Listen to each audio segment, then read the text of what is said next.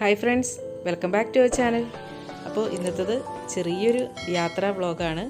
നമ്മളിപ്പോൾ സാധാരണയായിട്ട് എപ്പോഴും റെസിപ്പി അല്ലെങ്കിൽ ക്രാഫ്റ്റൊക്കെയാണ് കൂടുതലും നമ്മുടെ ചാനലിൽ കാണിക്കാറുള്ളത്.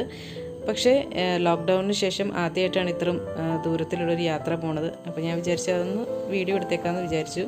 പിന്നെ ഞങ്ങൾ പോയത് ആനക്കുളം എന്ന് പറഞ്ഞ സ്ഥലത്തേക്കാണ് കേട്ടോ.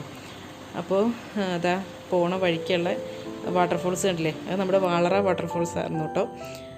അപ്പോൾ നമ്മൾ മൂന്നാർ വരെയുള്ള വീഡിയോസ് നമ്മൾ 2 പാർട്ടായിട്ട് അപ്ലോഡ് ചെയ്തിട്ടുണ്ട്. അപ്പോൾ അത് കാണാത്തവർ അതൊന്ന് കണ്ടു നോക്കൂ കേട്ടോ. കുറച്ച് മുന്നെയാണ് അപ്ലോഡ് ചെയ്തത്, എന്നാലും അതിൻ്റെ ലിങ്ക് ഞാൻ ഡിസ്ക്രിപ്ഷൻ ബോക്സിൽ കൊടുക്കാം. അപ്പോൾ അത് കാണാത്തവർ അതൊന്ന് കണ്ടു നോക്കൂ കേട്ടോ. അപ്പോൾ അതാ പോണ വഴിയാണ് ഇതൊക്കെ കേട്ടോ. പോണ വഴിക്ക് അപ്പോൾ നമ്മൾ പോകണമെന്ന് വെച്ചിട്ടുണ്ടെങ്കിൽ ഇപ്പം ഞങ്ങളിവിടെ സ്റ്റാർട്ട് ചെയ്യണത് കോതമംഗലത്ത് നിന്ന്. കോതമംഗലം, പിന്നെ അടിമാലി, കല്ലാറ്, മാങ്കുളം, പിന്നെ ആനക്കുളം, അങ്ങനെയാണ് കേട്ടോ അവർ പോണത്. അപ്പോൾ നല്ല മഴയൊക്കെ ഉണ്ട്, ഇടയ്ക്കിടയ്ക്കൊക്കെ മഴയൊക്കെ വീണുണ്ടായിരുന്നുള്ളൂ. അതിന് നമുക്ക് പോണതിനൊന്നും ഒരു പ്രശ്നം ഉണ്ടായിരുന്നില്ല. തേയിലത്തോട്ടങ്ങളുണ്ട്, പിന്നെ ഏലം എസ്റ്റേറ്റ് ഉണ്ട് കേട്ടോ പോണ വഴിക്ക്. കല്ലാർ കാടമം എസ്റ്റേറ്റ് ഉണ്ട് പോണ വഴിക്ക്. അപ്പോൾ അങ്ങനെ ഇത് കാഴ്ചകളൊക്കെ കണ്ടു പോവാം. നല്ല സ്ഥലമാണ് കേട്ടോ, എല്ലാവരും ഒരിക്കലെങ്കിലും ഒന്ന് പോകണം.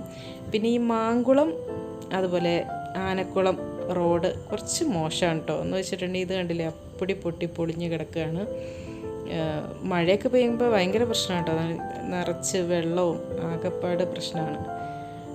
അതുവരെയുള്ള റോഡൊന്നും വലിയ കുഴപ്പങ്ങളൊന്നുമില്ല കേട്ടോ.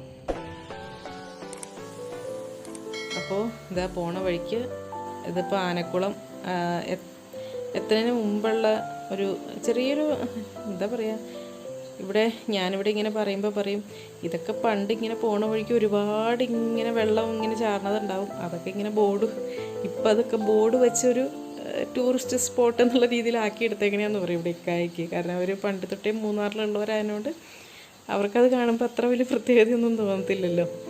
അപ്പോൾ പക്ഷേ എന്താ പറയുക, ഇപ്പോൾ ഗൾഫിൽ നിന്നൊക്കെ വരുമ്പോഴോ നാട്ടിൽ വരുമ്പോഴോ അല്ലെങ്കിൽ ഇങ്ങനെയുള്ള കാഴ്ചകളൊന്നും അധികം കാണാത്തവർക്ക് ഇതൊരു നല്ലൊരു അനുഭവം തന്നെയായിരിക്കും. അപ്പോൾ നമ്മൾ ആനക്കുളം ബ്രിഡ്ജിൻ്റെ അവിടെ എത്തിട്ടോ. ഇത് കണ്ടോ, നോക്കി എന്ത് ഭംഗിയാന്ന് നോക്കി.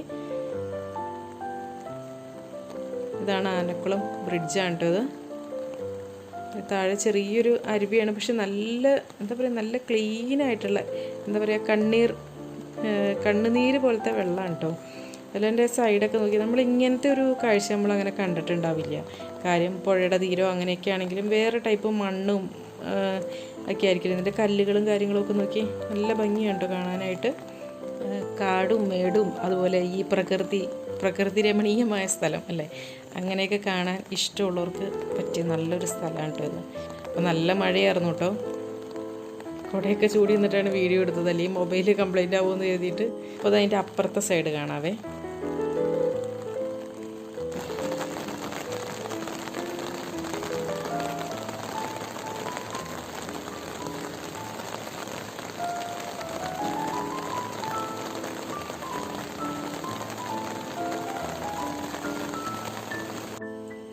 ഈ മലയുടെ മുകളിൽ നിന്ന് ഇങ്ങനെ ഓരോ വാട്ടർഫോൾസൊക്കെ ഇങ്ങനെ വന്ന കാണാൻ എന്ത് ഭംഗിയാണെന്നറിയുമ്പോൾ, ഞാനിവിടെ ഇപ്പുറത്ത് ഒരുപാട് ദൂരെയാണ് ആ റോഡിൽ നിന്നിട്ടാണ് വീഡിയോ എടുത്തത് കേട്ടോ. നല്ല ഭംഗിയാണ്. അതിൻ്റെ ആ ഒച്ചയൊക്കെ നമുക്ക് ഇവിടെ നിന്നുകൊണ്ട് തന്നെ കേൾക്കാൻ പറ്റും, ആ ഒരു വീണേൻ്റെ സൗണ്ടും ഒക്കെ. എന്തായാലും പോകുമ്പോൾ നമുക്ക് നല്ല രസമായിട്ട് എന്താ പറയുക, നല്ല ശുദ്ധവായുവും ഒക്കെ ശ്വസിച്ച് പോകാൻ പറ്റിയ നല്ലൊരു സ്ഥലം.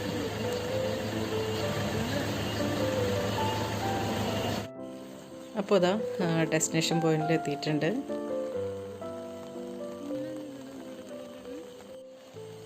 കുറേ കിളികളുടെ സൗണ്ടും ഒക്കെ കേൾക്കാം കേട്ടോ, വേഴാമ്പലിൻ്റെ സൗണ്ടൊക്കെ കേൾക്കാൻ പറ്റുന്നുണ്ട്. അതുപോലെ ഈ കല്ലുകൾക്കൊക്കെ നല്ല വഴുവഴുപ്പുണ്ട് കേട്ടോ.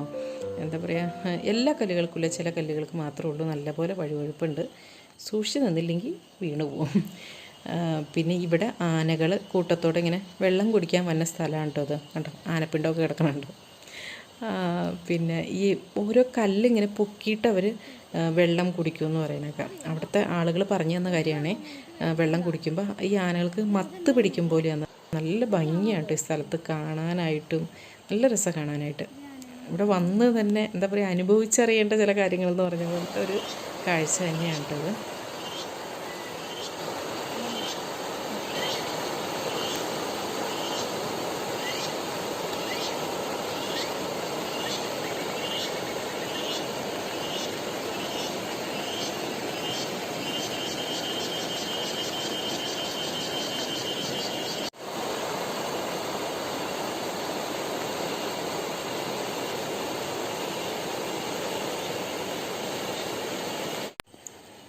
കുറേ മീനുകളൊക്കെ ഉണ്ട് കേട്ടോ ഇതിനകത്ത്. ഈ കാര്യം വെള്ളമൊക്കെ കുറച്ച് കുറവാണെങ്കിലും നമ്മൾ കാണുമ്പോൾ ഒരുപാട് മീനുകളൊക്കെ ഉണ്ട്. വലിയ മീനുകളല്ല, ചെറിയ ചെറിയ കുറേ മീനുകളൊക്കെ ഉണ്ട്.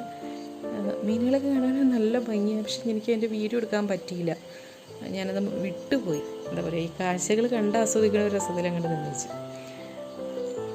ഈ ആനകളൊക്കെ ആണെങ്കിലും അവർ കറക്റ്റ് ടൈമിലൊക്കെ ആട്ടോ വെള്ളം കുടിക്കാനൊക്കെ വേണ്ടത്. ഒരു 5 മണിയൊക്കെ ആകുമ്പോൾ മിക്കവാറും വെള്ളം കുടിക്കാൻ വരാറുണ്ടെന്ന് പറഞ്ഞു. പക്ഷേ ഞങ്ങൾ അവിടെ നിന്ന് 4 മണിയായപ്പോഴത്തേനും പോകുന്നു. അവിടെ സ്റ്റേ ചെയ്യുകയൊക്കെ ചെയ്യണവർക്കാണെങ്കിൽ കാണാൻ പറ്റുമായിരുന്നു. പക്ഷേ നമുക്ക് ഈ ഒരു ടൈമിൽ ഇവിടെ സ്റ്റേ ചെയ്യാനൊന്നും പറ്റില്ലല്ലോ.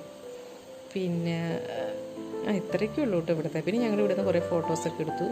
അങ്ങനെ വീണ്ടും തിരിച്ചു പോകുന്നപ്പോഴത്തേനും നല്ല എന്താ പറയുക, നല്ല കോട ഭയങ്കരമായിട്ട്. ഞങ്ങളൊരു 4 മണിയൊക്കെ ആയപ്പോഴത്തേനും തിരിച്ചു പോകുന്നത്. പക്ഷെ എന്നാലും നല്ലപോലെ കോടമഞ്ഞ് വരില്ലേ, അതുപോലെയായിരുന്നു. അപ്പം നേരത്തെ പോയിട്ട് നേരത്തെ വരാൻ ശ്രമിക്കുക കേട്ടോ ഇങ്ങോട്ടൊക്കെ പോകണവർ.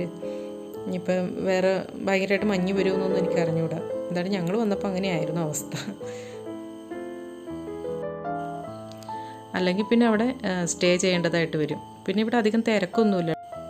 അപ്പോൾ ഈ ഒരു കൊച്ചു വീഡിയോ എല്ലാവർക്കും ഇഷ്ടമായെന്ന് വിചാരിക്കുന്നു. അപ്പോൾ നല്ലൊരു വീഡിയോയുമായി വീണ്ടും കാണാം. എല്ലാവർക്കും നല്ലൊരു ദിവസം ആശംസിക്കുന്നു. Thank you for watching Aisha's creations.